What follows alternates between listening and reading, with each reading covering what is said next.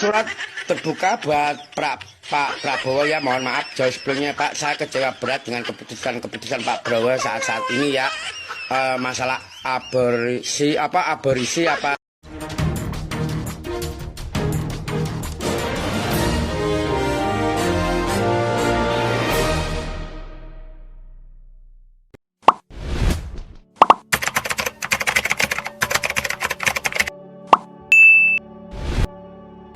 Selamat pagi para netizen dimanapun kita berada, salam inspirasi bagi kita semua ya. Kader-kader PSI banyak yang kemudian ramai-ramai mengkritik habis-habisan Presiden Prabowo. Nampaknya kecewa besar ya. Bahkan bisa saja terbilang mengadili Prabowo, adili Prabowo, dan bahkan kemarahannya tak terbendung sekarang ini ya. Bahkan Indonesia sekarang kabarnya tidak baik-baik saja. Lapor jenderal, marah-marah begitu kan kepada Presiden Prabowo. Nampaknya sekarang ya ada salah satu yang kemudian dianggap kader PSI yang kemudian mengatakan lebih percaya tukang kayu dibandingkan dengan jenderal. Ada apa begitu kan ya? Ini salah satu kritikan-kritikan yang sangat-sangat luar biasa ya, menandakan bahwa kekecewaan besar terhadap Presiden Prabowo. Dan di depan rumahnya ada logo PSI. Apakah ini kader PSI? Wallahualam, saya tidak tahu begitu kan ya. Nampaknya mengatakan rakyat sudah bersuara. Marah-marah sangat luar biasa begitu.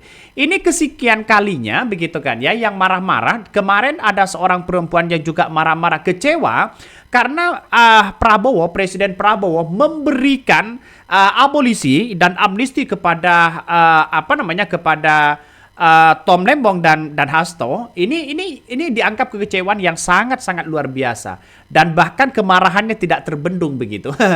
Saya kira apa salahnya Presiden Prabowo? Bukankah ini sepantasnya dan selayaknya amnesti dan abolisi diberikan kepada Hasto Kristianto dan kemudian kepada Tom Lembong yang dianggap ini adalah soal kasus politis. Jadi saya kira ini banyak hal yang kemudian tidak terima begitu kan ya.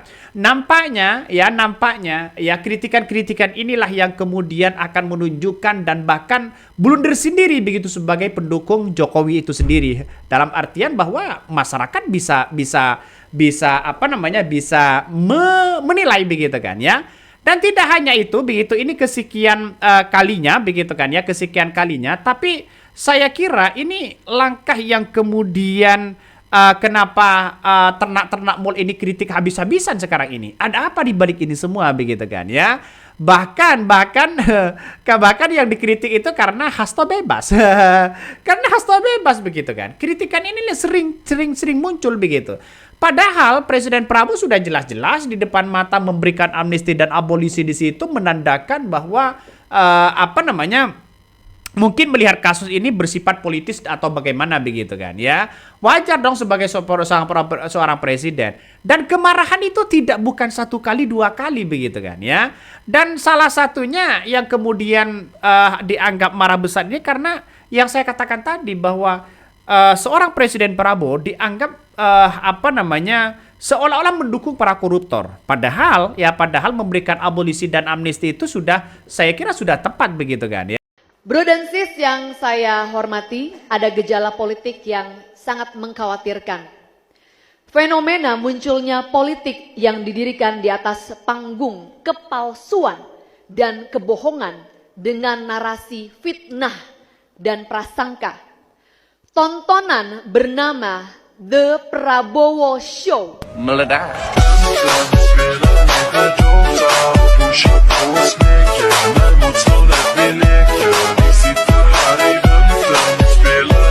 Ya, dan sekarang banyak yang kecewa. Salah satunya banyak yang saya katakan tadi, apakah ini benar kader PSI atau tidak? Apakah ini hanya simpatisannya saja atau ngaku-ngaku atau bagaimana? Mereka kecewa besar. Dia lebih baik begitu kan ya membesarkan ya nama baik partai PSI dan kemudian Gibran. Dan pada akhirnya saya kira kecewa besar terhadap Presiden Prabowo. Nampaknya sudah mulai merasakan begitu kan kekecewaan itu begitu. Dan mengatakan ya si tukang kayu itulah yang kemudian bisa memenangkan kontestasi Pilpres 2024. Yaitu siapa? Ya Prabowo dong begitu kan, yang kemudian diuntungkan. Ada yang mengatakan seperti itu begitu. Tapi dengan adanya seperti ini, ternak-ternak mall ini sudah keluar. Nampaknya strategi-strategi Prabowo ini sudah sudah berhasil begitu kan ya. Siapa yang hanya mendukung Gibran saja, siapa yang kemudian hanya mendukung dirinya sebagai seorang presiden Prabowo sendiri, atau bagaimana begitu. Bahkan ada yang mengatakan ganti saja, ya, kudeta saja Prabowo, kudeta saja Presiden Prabowo, begitu kan. Artinya apa? Kalau mereka teriak-teriak mengkudeta, bukan tidak mungkin. Alasan mereka adalah kalau Prabowo dikudeta, maka yang langgeng dan menaik tahta menjadi seorang presiden, yaitu adalah Gibran. Jadi kata-kata inilah yang kemudian apakah sama dengan kata-kata Koni begitu kan ya, bahwa Prabowo hanya memimpin 2 tahun. Nah, banyak pada akhirnya spekulasi-spekulasi itu muncul begitu. Kemarahan ini tak terbendung begitu kan ya. Dan bahkan kita baca komentar-komentar dari netizen banyak mengatakan begini. Kader PSI, kami lebih percaya pada tukang kayu, yakni Jokowi, daripada Jenderal Prabowo. Sudah jelas kader PSI hanya tegak lurus kepada Jokowi, bukan kepada Prabowo. Nggak perlu lama, bersihkan saja Jenderal. Jadi saya kira ini gimana begitu kan? Salah satunya juga ya kader PSI kabarnya ingin melengsarkan Prabowo karena amnesti dan abolisi. Ya, lihat Pak Prabowo, banyak kader yang sudah diberi jatah menteri, wamen dan perbaiki jabatan komisaris, tapi mereka tetap akan menggigit Bapak. Bayangkan, ya.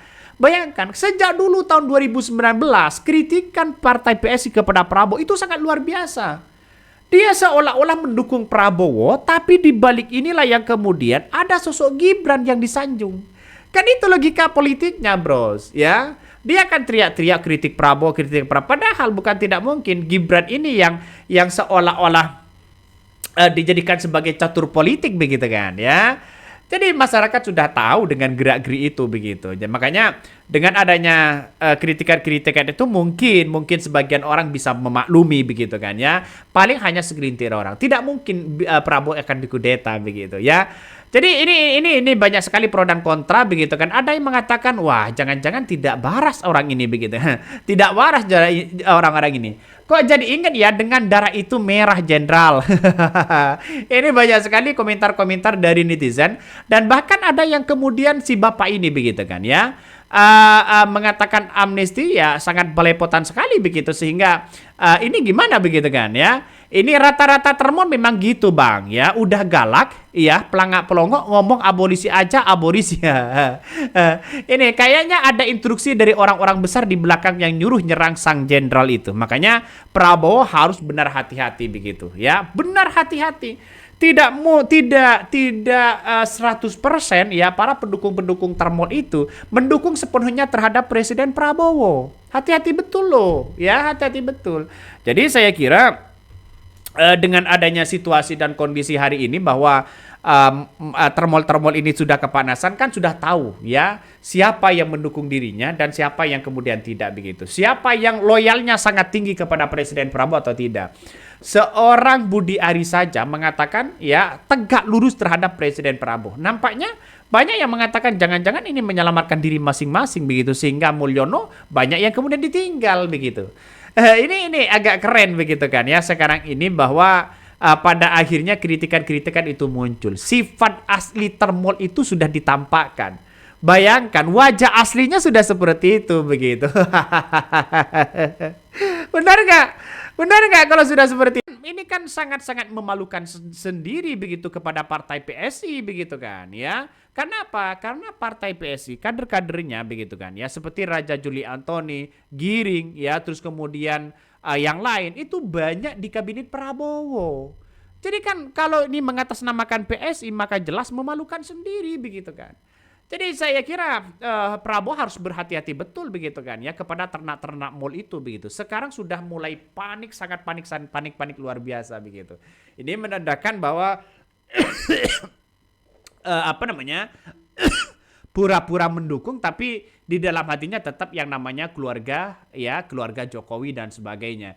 Cuma dia nggak dapat jatah aja ya. Kader lain yang sudah dapat jatah anteng-enteng saja. Betul begitu kan. belum dapat jatah aja begitu. Kalau semuanya dapat jatah ya bisa saja begitu kan.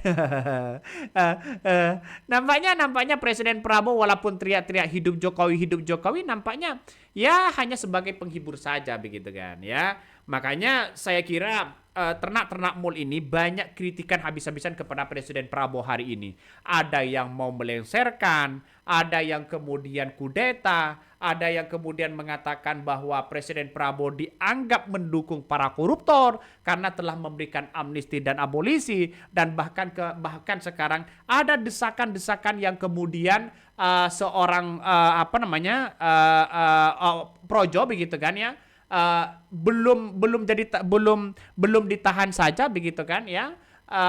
Sylvester sudah minta amnesti dan sebagainya. Ini kan menandakan ada sesuatu kepanikan yang sangat luar biasa yang ditunjukkan kepada publik pada akhirnya. Termol ini nampaknya semakin kuat begitu kan ya, bahwa akan mengkritik habis-habisan kepada Presiden Prabowo. Jadi saya kira ini langkah yang kalau dibiarkan bagi seorang Presiden Prabowo, maka ini akan semakin kejelekan-kejelekan itu akan semakin terungkap begitu di masyarakat. Artinya secara tidak langsung bahwa masyarakat akan menjustis bahwa seorang Prabowo ini begitu kan dianggap mendukung koruptor atau dianggap tidak baik dan sebagainya. Atau banyak mengatakan bahwa Jokowi lebih baik dibandingkan Presiden Prabowo. Bukan tidak mungkin suatu saat nanti nama Prabowo ini ya menggema begitu kan. Adili Prabowo, bisa saja seperti itu begitu. Karena akibat kekecewaan terhadap termol itu begitu kan. Jadi lobby-lobby politik itu saya kira kalau kita bandingkan dengan sekarang bahwa partai PDIP itu lebih kuat dibandingkan dengan Jokowi. Kenapa? Karena Jokowi itu tidak punya partai apa-apa, tidak bisa bersaing di tatanan parlemen. Kalau PDIP mereka punya kekuatan simpatisan di parlemen kuat, dan Prabowo membutuhkan itu begitu kan ya. Kalau PDIP ini dianggap musuh begitu, maka kemudian yang terjadi kritikan dari PDIP kan sudah jelas. Bagaimana kalau PDIP mengkritik pemerintah? Ya bisa semuanya akan menjadi dampaknya begitu kan ya. Dan kita lihat sekarang apakah Prabowo baik-baik aja. Kita tunggu saja ya. Oke, mungkin itu yang kami sampaikan ya. Tonton terus di channel Hodari Podcast Rakyat ini. Jangan lupa di subscribe.